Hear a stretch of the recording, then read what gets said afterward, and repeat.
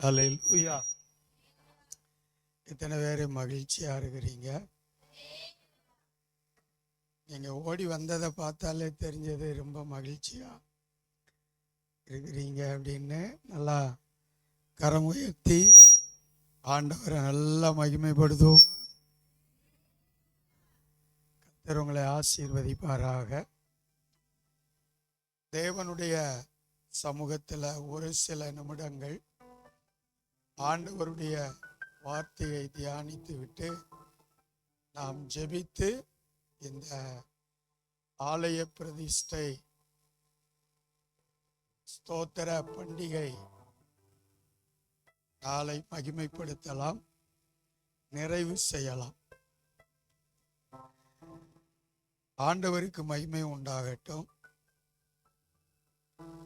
ஆலயங்கள் சின்ன அளவில் இருக்கிறது,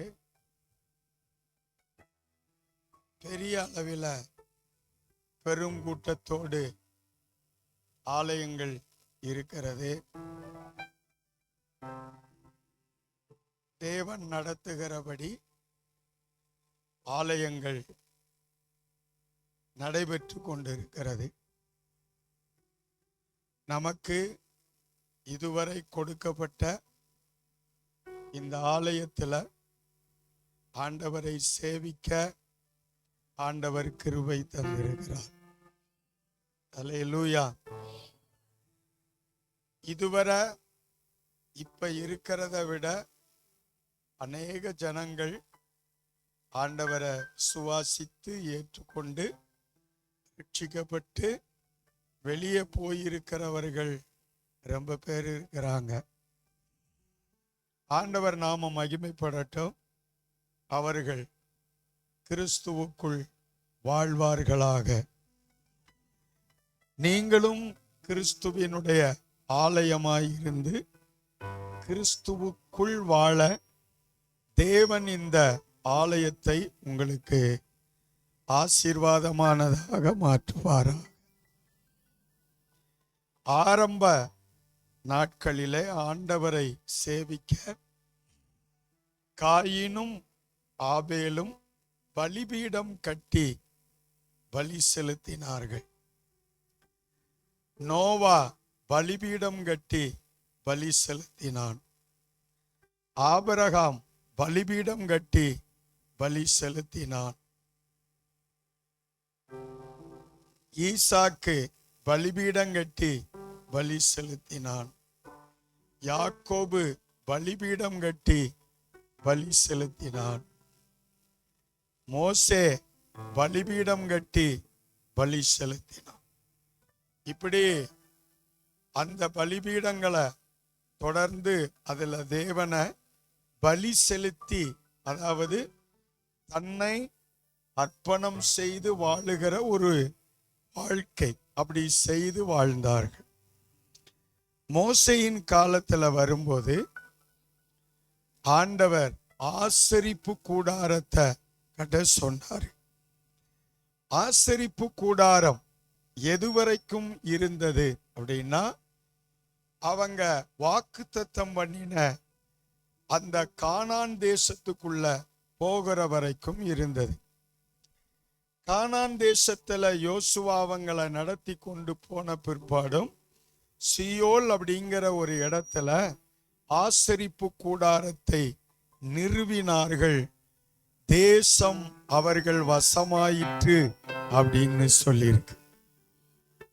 ஆமென். தேசம் அவர்களுடைய வசமாயிற்று. கானான் தேசத்துல ஆசரிப்பு கூடாரம் நிறுவப்பட்ட போது கானான் தேசம் இஸ்ரவேலர்கள் வசமாக மாறிற்று. ஆண்டவருக்கு மகிமை உண்டாவதாக. அதற்கு பிற்பாடு நியாயாதிபதிகள் வந்தார்கள். அவர்களும் பலிபீடத்தில் பலி செலுத்தினார்கள். அதற்கு பிற்பாடு ராஜாக்கள் வந்தார்கள். அவர்களும் ஆண்டவரை பலி செலுத்தி ஆராதித்தார்கள். இரண்டாவது ராஜாவாக வந்த தாவீது தான் ஆண்டவருக்கு ஆலயம் கட்ட வேண்டும் என்று விரும்பினான். ஆண்டவர் சொன்னாரு, சாலமோன் அந்த ஆலயத்தை கட்டுவான் அப்படின்னு சொன்னார். சாலமோன் அந்த ஆலயத்தை கட்டின காலத்தில் இருந்து இன்று வரைக்கும் அந்த ஆலயத்தில் பலி செலுத்தி ஆண்டவரை ஆராதிக்கிறார்கள். இயேசு இந்த பூமிக்கு இரட்சகராய் வந்த பிற்பாடு சமாரியா பெண்மணியும் இயேசுவும் சம்பாஷித்த போது அவர் சொல்லுகிறார், இந்த சமாரியா பெண்மணி இந்த இடத்துல எங்கள் முற்பிதாக்கள் ஆராதித்து வந்தார்கள் என்று சொல்ல, அப்போ ஆண்டவர் இயேசு சொல்லுகிறார், பிதாவை எங்கும் தொழுது கொள்ளும் காலம் வரும், அது இப்பொழுதே வந்திருக்கிறது என்றார். ஹல்லேலூயா. அந்த வார்த்தையின்படி பூமி எங்கும் ஜனங்கள் ஆங்காங்கே வீடுகளில் ஆராதிக்க தொடங்கி ஆங்காங்கே ஜெப ஆலயங்களை ஜெப வீடுகளை கட்டி ஆண்டவரை தொழுது சேவிக்கிறார்கள். அந்த வரிசையில் நாமும் ஒரு ஜெப வீட்டை கட்டி ஆண்டவரை ஆராதித்து வருகிறோம். ஹல்லேலூயா. அந்த ஆலயத்தினுடைய பிரதிஷ்டையின் நாள் தான் இந்த நாள். அதனால இந்த நாளிலே நாம் கூடி ஆண்டவருக்கு நன்றி சொல்ல வந்திருக்கிறோம். கர்த்தர் நீங்க சொல்லுகிற நன்றி துதி பலிகளை ஏற்று அங்கீகரிப்பாராக. ஹல்லேலூயா. சங்கீதம் 122:1, கர்த்தருடைய ஆலயத்திற்கு போவோம் வாருங்கள் என்று எனக்கு அவர்கள் சொன்னபோது மகிழ்ச்சியாயிருந்தேன். எல்லாம் கவனிங்க, நான் கொஞ்சம் வசனம் வச்சிருக்கிறேன், உங்களுக்கு ஓரலா சொல்லிட்டு போக விரும்புகிறேன். ஏன்னா நமக்கு சமயம் கொஞ்சம் இருக்கிறதுனால ஒரு ஓரலா அந்த வசனங்களை உங்களுக்கு சொல்ல விரும்புகிறேன். நீங்க வீட்டில் போய் தியானம் பண்ணி பாருங்கள், நேரம் இருந்தால். அல்லேலூயா. ஆண்டவருங்களை ஆசீர்வதிப்பார். சரி கவனிங்க, தாவீது என்ன சொல்றார் பாருங்க, கர்த்தருடைய ஆலயத்திற்கு போவோம் வாருங்கள் என்று எனக்கு அவர்கள் சொன்னபோது மகிழ்ச்சியாயிருந்தேன். தாவீது காலத்தில் ஆலயம் இருந்ததா?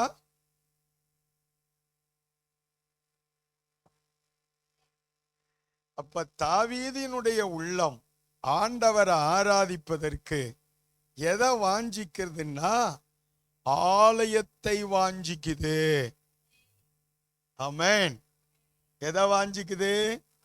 ஆலயத்தை வாஞ்சித்தது. சரி பரவாயில்ல. இப்ப கவனிங்க, கர்த்தருடைய ஆலயத்துக்கு போவோம் வாருங்கள் அப்படின்னு அந்த நாட்கள்ல ஒருவரோட ஒருவர் சொல்லி இருக்கிறாங்க.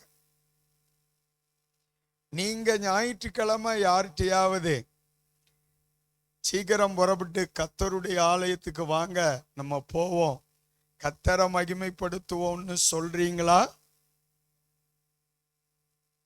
சொல்றீங்களா? யாருக்காவது ஒரு ஆளுக்கு. இப்பெல்லாம் நம்ம போகணுங்கிறது இல்லை, ஒரு போன் கால் பண்ணி கர்த்தருடைய ஆலயத்துக்கு போவோம் வாருங்கள் அப்படின்னு சொல்றீங்களா? கூப்பிடுறீங்களா? கூப்பிடுறீங்களா? நீங்க 2 பேரும் கூப்பிட்டு கெடுதிய. சரி, 2 பேரை தாண்டி வேற யாரை கூப்பிட்டிய? பின்னாடி எல்லாம் ஆளுக இருக்காங்கல்ல, அவங்கெல்லாம் தெரியலையா? கூப்பிடுறீங்களா? ஆலயத்தின் மேல வாஞ்சை. சரி இருக்கட்டும். சங்கீதம் 65:4, உம்முடைய பிரகாரங்களில் வாசமாய் இருக்கும்படி நீர் தெரிந்து கொண்டு சேர்த்து கொள்ளுகிறவன் பாக்கியவான். நல்லா கவனிங்க, நீர் தெரிந்து கொண்டு சேர்த்து கொள்ளுகிறவன். எங்க வாசமாய் இருக்கும்படி? கர்த்தருடைய ஆலயத்துல வாசமாய் இருக்கும்படி நீர் தெரிந்து கொண்டு சேர்த்து கொள்ளுகிறவன் பாக்கியவான். பாக்கியவான்னா என்ன? அதிர்ஷ்டசாலி, பாக்கியவான், ஆசீர்வதிக்கப்பட்டவன். அதுல அந்த அதிர்ஷ்டசாலின்னு இருக்கு பார்த்தீங்களா, அது சூப்பரான வார்த்தை. நம்ம அடிக்கடி நீ உனக்கு என்னம்மா நீ கொடுத்து வச்சவா அப்படின்னு சொல்லுவாங்க பார்த்திருக்கீங்களா. அதனால அதிர்ஷ்டசாலி. ஆண்டவர் ஒரு மனிதனை ஆலயத்துல வாசமாய் இருக்கும்படி, ஒரு மனுஷிய ஆலயத்துல வாசமாய் இருக்கும்படி தெரிந்து கொண்டு, நீங்கள் என்னை தெரிந்து கொள்ளவில்லை, நான் உங்களை தெரிந்து கொண்டேன். தெரிந்து கொண்டு சேர்த்து கொள்ளப்பட்டவர்கள் ஆசீர்வதிக்கப்பட்டவர்கள். அப்ப நீங்கள்லாம் யாரு? உண்மைதானா? அப்ப பக்கத்துல கைய கொடுத்து குலுக்கி, உண்மையிலேயே நீ கர்த்தரால ஆசீர்வதிக்கப்பட்ட. ஆமென். நீங்க எல்லாரும் ஆசீர்வதிக்கப்பட்டவர்கள். எதனால? கர்த்தருடைய வீட்டில உங்களுக்கும் ஒரு இடத்தை ஆண்டவர் வச்சிருந்தாரு, உங்களை கொண்டு வந்திருக்கிறாரு. நீங்க இந்த கட்டடத்தையே நினைச்சிடக்கூடாது.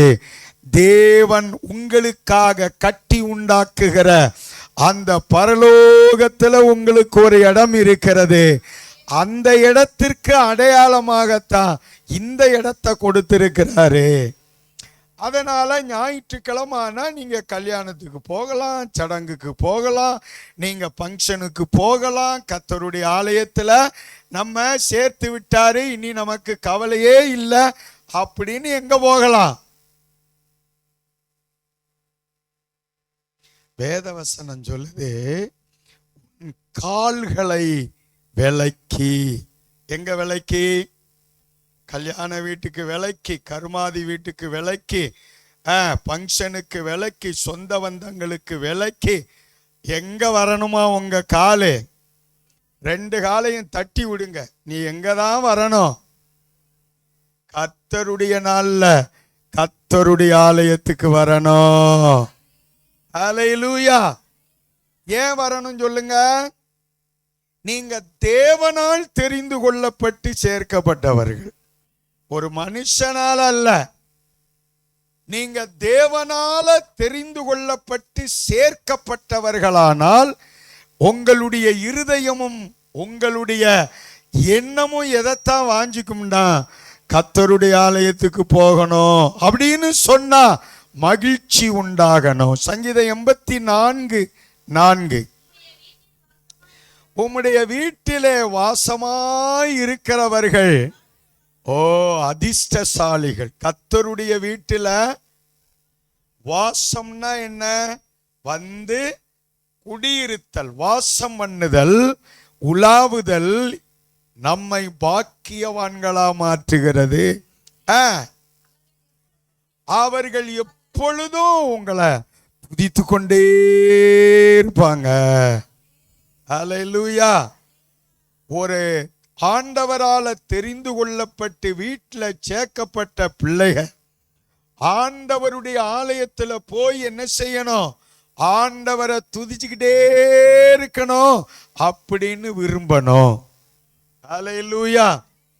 சங்கீதம் 54:6, உற்சாகத்துடன் நான் உமக்கு பலியிடுவேன், கர்த்தாவே உமது நாமத்தை துதிப்பேன். எப்படி பலியிடணுமா? எப்படி பலியிடணுமா? உற்சாகத்துடன் கர்த்தரை மகிமைப்படுத்தணும். உற்சாகத்தை வாசிக்கணும். பூரா பாருங்க, கிளடுகட்டையே தான் பைபிள வாசிக்கிறதே தவிர இங்க முன்னாடி உட்கார்ந்து இருக்கிறது முழுவதும் அப்படியே தான் உட்கார்ந்து இருக்கு.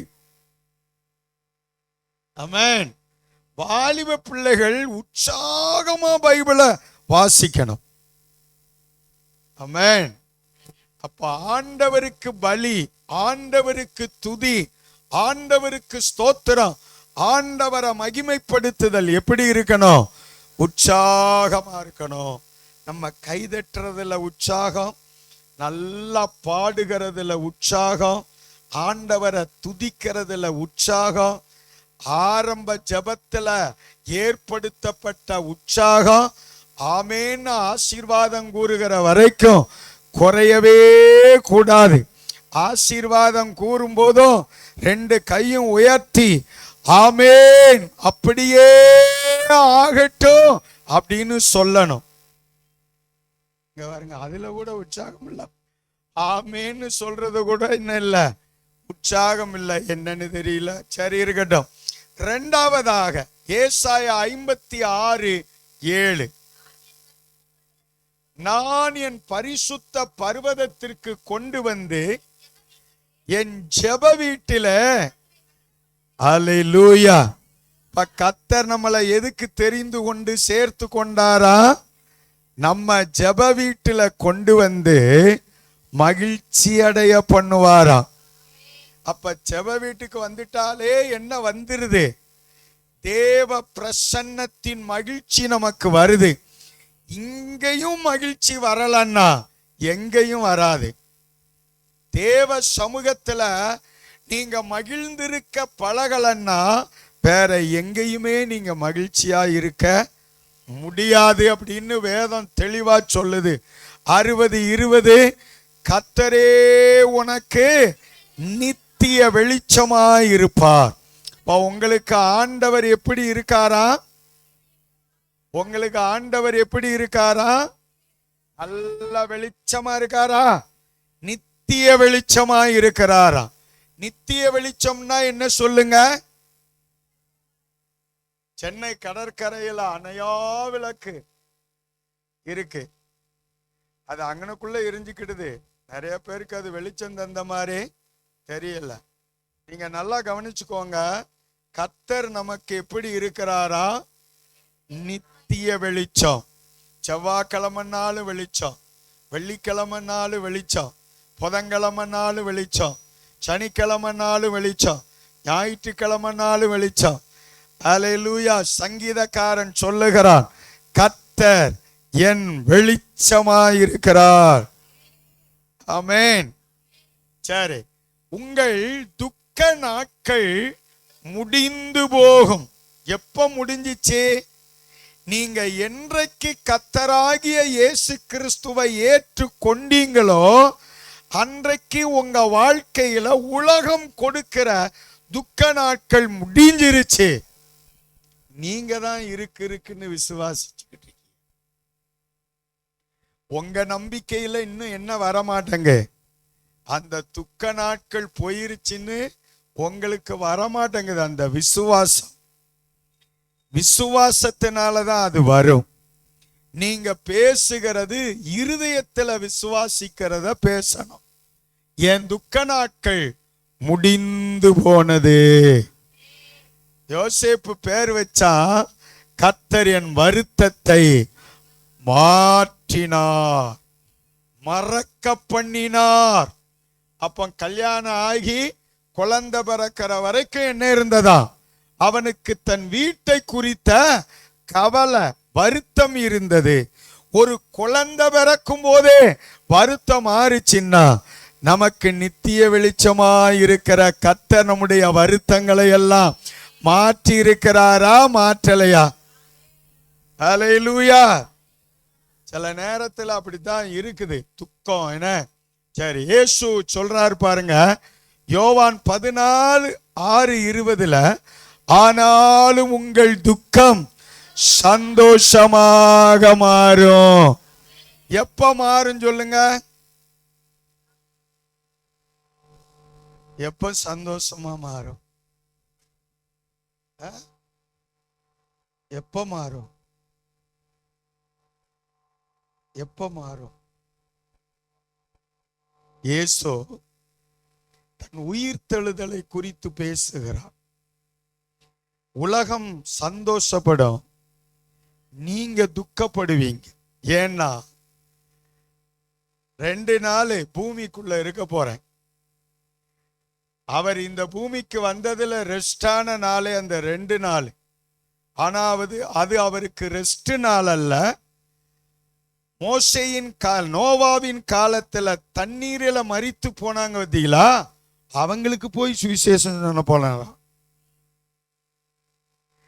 அப்போ உலகம் சந்தோஷப்படும் மரணத்தை குறித்து, ஆனா 3வது நாள் உயிர் தெளிந்து வரும்போது உலகம் துக்கப்படும், நீங்களோ சந்தோஷப்படுவீர்கள்.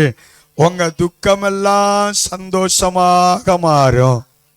அந்த இயேசு கிறிஸ்துவை நீங்க ஏற்றுக்கொண்டதுனால, ஏற்றுக்கொண்ட நாள்ல இருந்து உங்க துக்கம் என்னவா மாறி இருக்கணும்? சந்தோஷமா மாறி இருக்கணும். பக்கத்துல உள்ளவங்கிட்ட கேளுங்க, மாறிடுச்சாக்கா? மாறிடுச்சா? நீங்கள் விசுவாசித்தால் தேவ மகிமையை காண்பீர்கள். அல்லேலூயா. 3வது சங்கீதம் 65:4. உம்முடைய பரிசுத்த ஆலயமாகிய உமது வீட்டின் நன்மையால் திருப்தியாவோ. அப்போ தேவனுடைய வீட்டில் ஆண்டவர் தெரிந்து கொண்டு சேர்த்து கொண்டதினுடைய நோக்கம் என்ன தெரியுமா?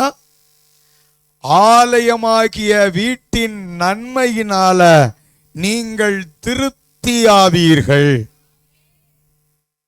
அதனால ஆலயம் கூடி வருவத ஒரு நாள் கூட விட, சபை கூடி வருதலை சிலர் விட்டு விடுகிறது போல. அந்த சிலர்ல யாரெல்லாம் இருக்கிய? 52 வாரம் ஒரு வருஷத்துக்கு 52 வாரமும் ஆப்சென்ட் ஆகாம ஆலயத்துக்கு வரக்கூடியவங்க எத்தனை பேர் இருக்கீங்க?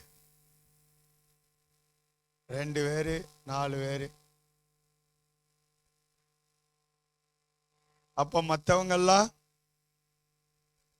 ஆலயத்துல உண்டாகிற, ஆலயமாகிய வீட்டில் உண்டாகிற நன்மையால். சங்கீதக்காரன் ஆலயத்திற்கு போவோன்னு தாவீது சொன்னபோது மகிழ்ச்சியாயிருந்தது எதனால? தேவன் தெரிந்து கொண்டு சேர்த்து கொண்டவர்கள் பாக்கியவான்கள் என்று சொன்னது எதனால? அவர்கள் என்னாலும் துதித்து கொண்டே இருப்பார்கள். அல்லேலூயா. தேவன் என்னாலும் அவர்களை மகிழ்ச்சியாக்கி கொண்டே இருப்பார். 3வது, தேவன் என்னாலும் அவருடைய ஆலயமாகிய வீட்டின் நன்மையால திருப்தியாக்குவார். அல்லேலூயா. நாம என்ன செய்யணும்? ஒரு 3 வசனம். சங்கீதம் 84:10. நல்லா கவனிங்க. நாம என்ன செய்யணும் ஆலயத்துல அப்படிங்கிறத சொல்றேன். ஆண்டவர் என்ன செய்வாருங்கிறத உங்களுக்கு சொல்லியிருக்கேன். இப்ப நாம என்ன செய்யணும்? ஆலயத்துல வந்து என்ன செய்யணும்? வாசிங்க. 1000 நாளை பார்க்கிலும் உமது பிரகாரங்களில் செல்லும் ஒரே நாள் நல்லது. ஒரு நாள் நல்லதுன்னா 365 நாளும் வந்தா எப்படி இருக்கும்? ஆண்டவருடைய ஆலயத்துல ஒரு நாள் வருவது நல்லதுன்னா அப்ப 365 நாள் வந்தா, அவர் சொல்றாரு 3 வருஷத்துல நான் உலகத்துல வாழுகிறத விட அந்த ஒரு நாள் 1000 நாளை ஈக்குவல் பண்ணும் அப்படிங்கிறார். அல்லேலூயா. அப்போ அந்த ஒரே நாள் நல்லது. ஆகாமிய கூடாரங்களில் வாசமாயிருப்பதை பார்க்கலாம் என் தேவனுடைய ஆலயத்தின் வாசற்படியில் காத்திருப்பதையே நானே தெரிந்து கொள்ளுவேன். நீங்க அப்படி யாரும் வாசப்படியில வந்து என்னைக்கும் காத்திருந்த மாதிரி எனக்கு தெரியல. ஆலயத்தின் மேல வாஞ்சை. ஆமென். ஆலயத்தின் மேல ஒரு மிகப்பெரிய வாஞ்சை இருக்கும். நான் ஏற்கனவே சொல்லியிருக்கிறேன், திருப்பரங்குன்றத்துல ஒரு ஆலயம் இருக்கு. அந்த ஆலயத்துக்கு வேலைக்கு போகும்போது வந்து ஜெபம் பண்ணிட்டு விசுவாசிகள் போவாங்க. காலையில 7 மணி ஷிப்டுக்கு போனாலும் 6:30 மணிக்கு வந்து ஆலயத்துல ஜெபம் பண்ணிட்டு வேலைக்கு போவாங்க. வேலை ஷிப்ட் முடிஞ்சு வராங்கன்னு வச்சுக்கோங்களேன், அது 3 மணிக்கோ 4 மணிக்கோ 5 மணிக்கோ 6 மணிக்கோ ஆலயத்துல வந்து ஜெபம் பண்ணிட்டு வீட்டுக்கு போவாங்க. இப்பவும் நடக்கு. நம்ம ஆலயத்துல இங்கனதான் இருக்கோம், ஆனா இதுலதான் போவோம். இதை ஏற்று கூட பார்க்க மாட்டோம். இருக்கா அப்படிங்கிறத கூட ஏற்று கூட பார்க்க மாட்டாங்க. ஆலயம் இல்லாம மரத்துக்கடியில ஆண்டவர் ஆராதிக்கிறாங்க, தெரியுமா? இப்ப சமீபத்துல பிரச்சனை நடந்தது. அது என்ன, ஒரு மணிப்பூர் காடுகள் அடிபட்டு காயப்பட்டு ரத்தம் சிந்தி வீடுகளெல்லாம் இழந்து அப்படியெல்லாம் போய் காட்டுக்குள்ள குடியிருந்து அந்த பனியிலையும் மலையிலையும் கிடந்து அந்த தார்பாய்களை போட்டு அப்படி இருந்தா கூட மழை பெஞ்சி தண்ணி இதுல போய்கிட்டு இருக்கு. ஓலப்பாய்க்கு கீழே நின்று அவங்க ஆராதிக்கிறாங்க. அவங்க முகத்தில் இருக்கக்கூடிய பிரகாசம் இருக்கு பாருங்க, எப்பா சோதரம். அந்த மாதிரியான ஒரு மகிழ்ச்சி, அந்த ஆராதனை, அந்த சந்தோஷம் நம்ம ஆராதிக்கும் போது இருக்கான்னு பார்க்கணும்.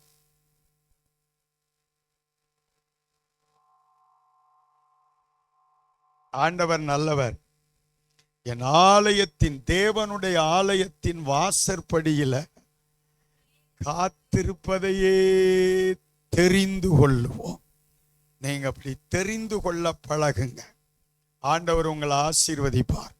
48:5 அவர்கள் அதை கண்டபோது பிரமித்து கலங்கி விரைந்தோடினார்கள்.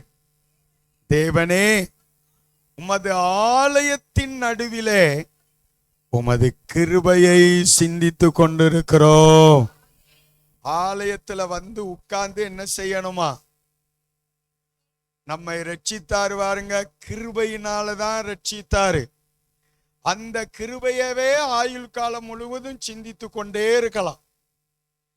நம்ம 1 மணி நேரம் ஜெபம் பண்ண வந்தாலும் ஒரு செவக்குறிப்ப ஒரு நேரமும் கடிகாரத்தை ஒரு நேரமும் பார்த்துக்கிட்டே ஜெபம் பண்ணிக்கிட்டு இருக்கோம். இப்படி செவக்குறிப்பாக்குது கடிகாரம், செவக்குறிப்பாக்குது கடிகாரம். கரெக்டா முள்ளு அங்கன வந்த உடனே, எப்பா ஆளு அடுத்த ஆள் இன்னும் வரக்கானுமே வரக்கானுமே வரக்கானுமே இன்னும் வரக்கானு. என்ன ஜெபம்!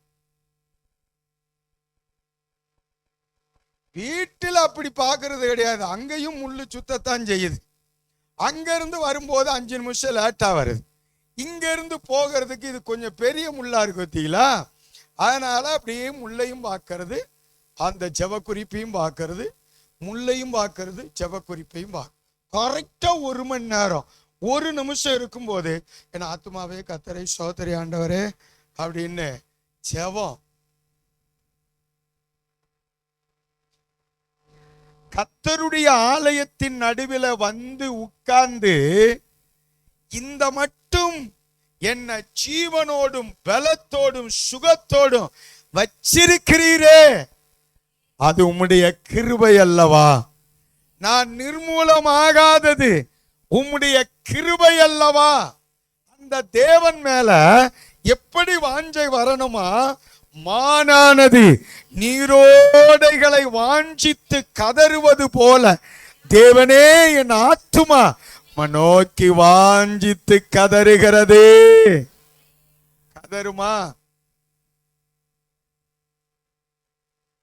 கதறுதா? என்ன கதறுது?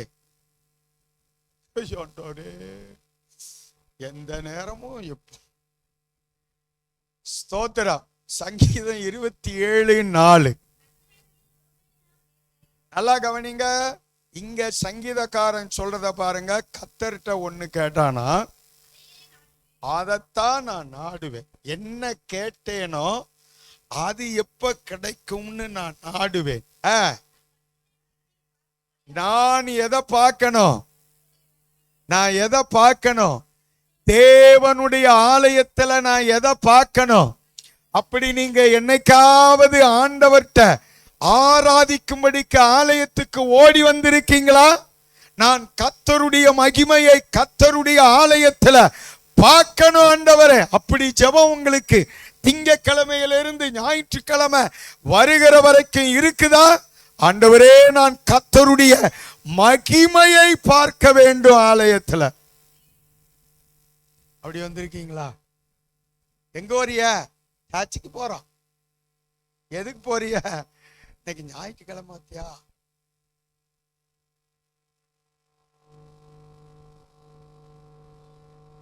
இன்னைக்கு என்ன கிழமை? ஞாயிற்றுக்கிழமையா? அதான் சர்ச்சுக்கு போறோம். ஞாயிற்றுக்கிழமைன்னா சர்ச்சு. ஞாயிற்றுக்கிழமையும் சிலருக்கு ஞாயிற்றுக்கிழமை மாதிரியே தெரியலங்க. அப்படி சொல்றாங்க, பார்த்திருக்கீங்களா? எதனால? ஞாயிற்றுக்கிழமைன்னா என்ன சாப்பாடு சாப்பிடணும்? கறி சாப்பாடு. கறி சாப்பாடு சாப்பிடலன்னா ஞாயிற்றுக்கிழமை மாதிரியே தெரிய மாட்டாங்க. இதை யார் சொல்றது? ஆண்டவரால தெரிந்து கொள்ளப்பட்டவர்கள் சொல்றாங்க. நான் இன்னைக்கு கர்த்தருடைய மகிமையை பார்க்கலையே, அது ஞாயிற்றுக்கிழமை மாதிரி எனக்கு இல்லையே அப்படின்னு யாராவது சொல்றோமா? அந்த 2 எலும்பை போட்டு அதை கடிச்சாதான் அன்னைக்கு என்ன கிழமை மாதிரி தெரியுது? ஞாயிற்றுக்கிழமை. ஆனா சங்கீதக்காரன் சொல்றான், கர்த்தருடைய மகிமையை நான் பார்க்கும்படி. சொல்றீங்களா? ஆலயத்துக்கு வரும்போதெல்லாம் என்னத்தை பார்க்கணும்? பார்க்கணுமா வேண்டாமா? அப்படி வாரீங்களா? அதுக்காக உங்க இருதயத்தை ப்ரிப்பேர் பண்றீங்களா? அல்லேலூயா. அவருடைய ஆலயத்துல வந்து உட்கார்ந்து என்ன செய்யணுமா? எதை ஆராய்ச்சி செய்யணும்? நித்திய ஜீவனை தரக்கூடிய கர்த்தருடைய வசனத்தை ஆராய்ச்சி செய்யணும். என்னைக்காவது ஆலயத்துக்கு வந்து பைபிளை வாசித்து அதை உட்கார்ந்து நித்திய ஜீவன் எனக்கு வேணும் ஆண்டவரே அப்படின்னு சொல்லி நீங்க பைபிள வேதத்தை ஆலயத்துல வந்து உட்கார்ந்து வாசித்து என்னைக்காவது ஆராய்ச்சி செஞ்சு பார்த்திருக்கீங்களா? ஏக்கா இன்னைக்கு போகலன்னா 250 ரூபா இருமாக்கா. 2 நாள் போயிரும். இந்த வாரம் நீங்க எத்தனை நாளுக்கு வேலைக்கு போனீங்கன்னு கேட்டா 4 நாள் தான் போனோம் மாஸ்டர். என்ன செய்ய? தொந்த தொட்டி விட முடியல. அப்ப அதுக்கு விட்டுறலாம். இதுக்கு ஒரு மாசத்துல சகோதரா சகோதரி, இந்த ஆலயம் இங்கதான் இருக்கு, இல்ல கரண்ட் இருக்கு, லைட் இருக்கு, ஃபேன் இருக்கு. என்னைக்காவது ஒரு நாள் நீ வேலையை லீவ் ஓட்டிட்டு வந்து உட்கார்ந்து பைபிளை படிச்சு நல்லா ஒரு 4 மணி நேரம் 5 மணி நேரம் உட்கார்ந்து கொஞ்ச நேரம் தூங்கிட்டாவது போயேன் பாவி.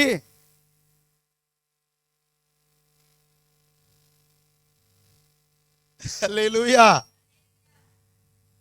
நல்ல வேதத்தை தியானிச்சு ஆண்டவருடைய நித்திய ஜீவனை பெறும் அந்த வேத வசனத்தை நீங்க ஆராய்ச்சி பண்றீங்களா? ஞாயிற்றுக்கிழமை பிரசங்கம் முடிச்சிட்டோம்னு அந்த ஆளை பேனாவை தூக்கி பிடி வைக்கிறது, பைபிளை தூக்கி பிடி வைக்கிறது, அது தூக்கி எப்படி வைக்கிறது. ஆத்துமாவே கர்த்தரை ஸ்தோத்திரி. ஆமென் அல்லேலூயா. போயிட்டு வரட்டுமா? கர்த்தருக்கு ஸ்தோத்திரம். என்ன அந்த அங்க போண்டி இருக்கு, இங்க போண்டி இருக்கு. என்னதான் ஆண்டவரை சேவிக்க ஒண்ணுமே புரியும். சரி இருக்கட்டும், கர்த்தர் உங்களை ஆசீர்வதிப்பாரு. இப்ப என்னமோ கொஞ்சம் நின்று பேசுறீங்க, அதுக்காக ஆமேன் ஆத்மானோன்னு கதை பூட்டி நின்று கொஞ்ச நேரம் பேசிட்டு போ. அல்லேலூயா. வாசிங்க. நான் என் ஜீவனுள்ள நாளெல்லாம் கர்த்தருடைய ஆலயத்தில் தங்கியிருப்பதையே நாடுவேன். அப்படின்னா யாரு வாச சோறு ஓடுவா?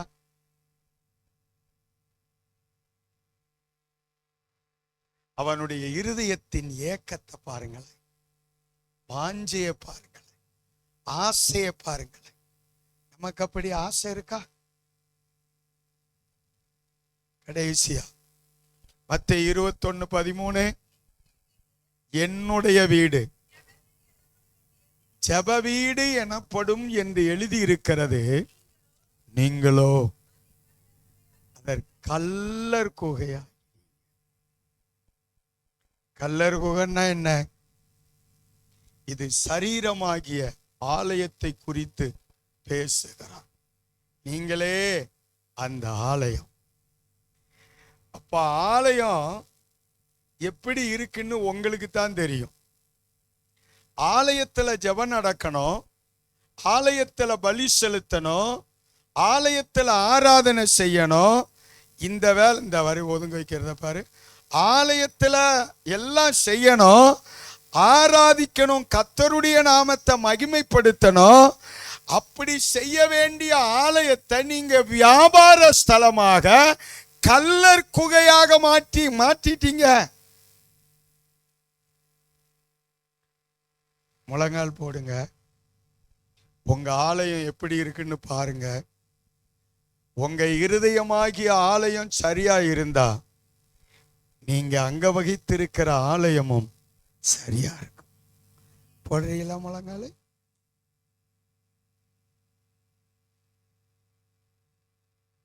பிற பூட்டிக்கலாம் சிப்ப.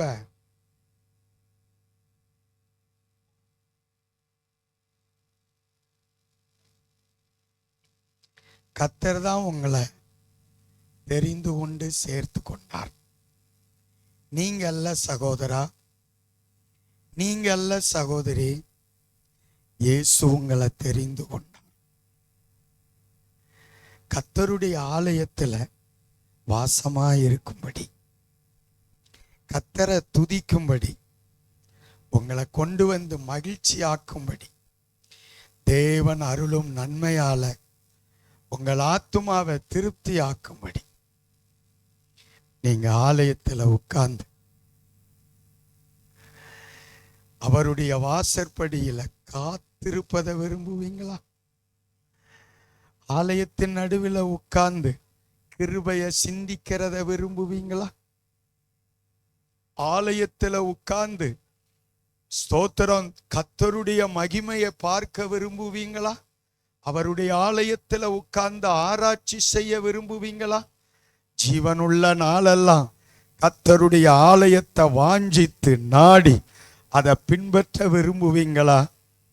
அன்பு தேவ பிள்ளைகளே, இந்த நன்மைகளை அனுபவிக்கிறதோடு மட்டுமல்ல, அடுத்தவர்களுக்கும் இந்த நன்மைகள் கடந்து போக கர்த்தருடைய ஆவியானவரின் வல்லமை வெளிப்பட விரும்புவீங்களா?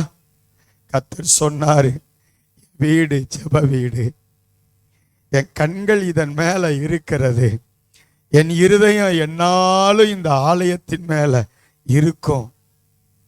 ஓ, உங்க விண்ணப்பத்தை என் காதுகள் கேட்கும்னு ஆண்டவர் சொன்னார். ஆலயத்தை வாஞ்சிக்கிறவர்களாய் நீங்க மாற உங்களை நல்லா இந்த பிரதிஷ்ட நாளில ஒப்பு கொடுங்க. எத்தனை பேரு இந்த ஆலயத்தை குறித்து ஒருவேளை இதுவரை நான் இப்படி தெரிஞ்சுக்கிடல, இன்னைக்கு தெரிஞ்சுக்கிட்டேன், இன்று முதற்கொண்டு கர்த்தருடைய ஆலயத்தை நான் வாஞ்சிப்பேன் என்று சொல்லுகிறவர்கள் 2 கரங்களையும் உயர்த்தி ஆண்டவரை பார்த்து, ஆண்டவரே உம் ஆலயத்தை நீர் என்ன கொண்டு வந்து சேர்த்திருக்கிறீரப்பா, உங்க ஆலயத்தில் வர்றதுல மிஸ் பண்ண மாட்டேன், என் ஜீவனுள்ள நாளெல்லாம் ஆண்டவரே உங்க ஆலயத்தின் மேல நான் வாஞ்சியாயிருப்பேன். ஆண்டவரே உம்முடைய ஆலயத்தில் உட்கார்ந்து கிருபைகளை சிந்திப்பேன், நித்திய ஜீவனை தருகிற வேதத்தை சிந்திப்பேன். ஆண்டவரே உம்முடைய ஆலயத்தின் வாசற்படியில காத்திருப்பதை விரும்புவேன். உம்முடைய ஆலயம் என்ன ஆண்டவரே தொடர்பை ஏற்படுத்துகிற இடம் இந்த ஆலயத்தை நான் வாஞ்சிப்பேன்னு சொல்றவங்க அப்படியே இருந்த இடத்துல இருந்து உங்களை பிரதிஷ்டை பண்ணும்படி எழுந்து நில்லுங்கள். தேவன் உங்களுடைய கரங்களையும் உள்ளங்களையும் பார்க்கிறார். ஹல்லேலூயா, ஹல்லேலூயா, ஹல்லேலூயா. உங்களை கமிட் பண்ணுங்க. இன்றைக்கு ஒரு தீர்மானம் எடுங்க. நான் ஆலயத்தை ஸ்தோத்திர அசட்டையா எண்ண மாட்டேன். ஆலயத்துல நான் வந்து வாஞ்சையாய் ஆண்டவருடைய நாமத்தை தியானிப்பேன், கிருபைகளை தியானிப்பேன், வாசற்படியில காத்திருப்பேன், கர்த்தருடைய மகிமையை பார்க்கும்படி வாஞ்சிப்பேன்.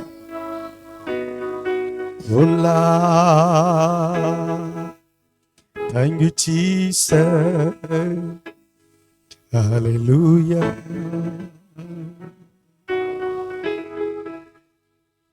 ஆனந்த களிப்புள்ள உதடுகளா போற்றி புகழ்கிறேன். ஆனந்த களிப்புள்ள உதடுகளா போற்றி புகழ்கிறேன். அறுசுவை உணவு உண்பது போல். எல்லாரும் பாடுவீங்களா? பின்னால இருக்கிறவங்க எல்லாரும் எழுந்து நின்று உண்பது போல் அடைகிறேன்.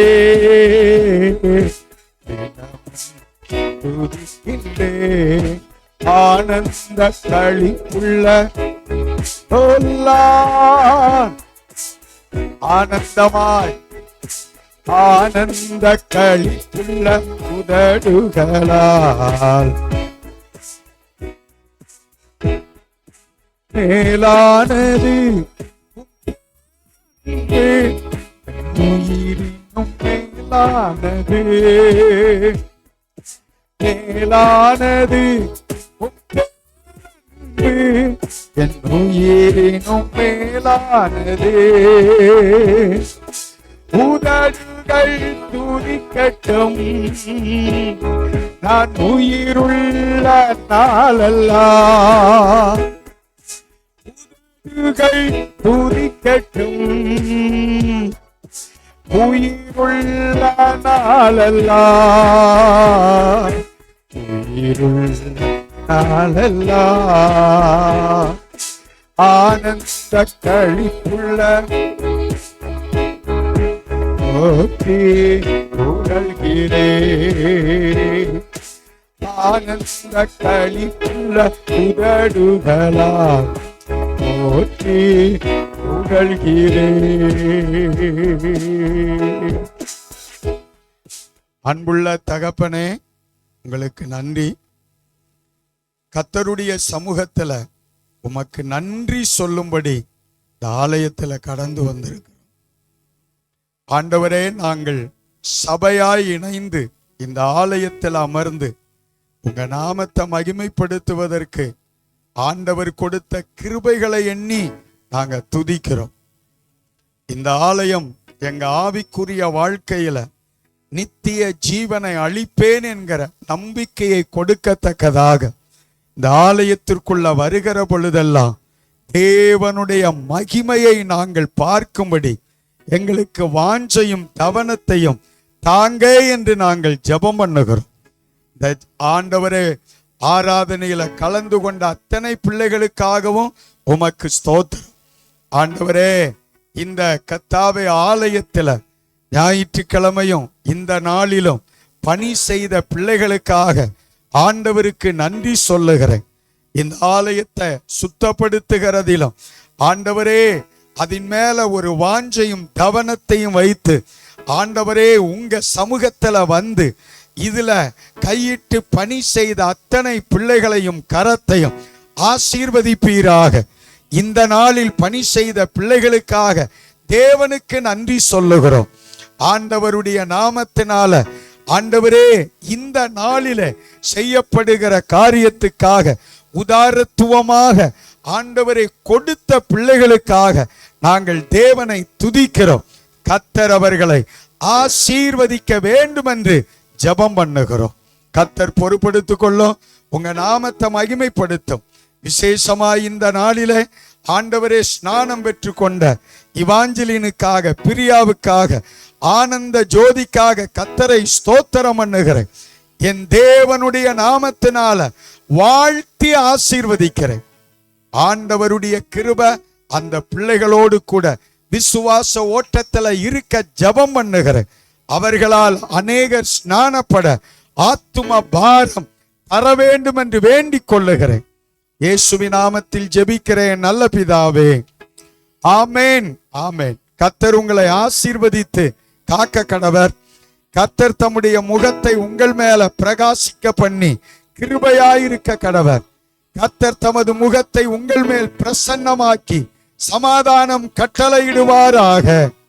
என் ஆத்துமாவே கர்த்தரை ஸ்தோத்தரி, முழு உள்ளமே பரிசுத்த நாமத்தை ஸ்தோத்தரி.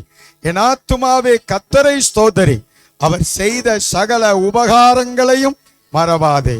ஆமேன், ஆமேன், ஆமேன். அல்லேலூயா. God bless you. கர்த்தர் உங்களை ஆசீர்வதிப்பாராக. ஆமென்.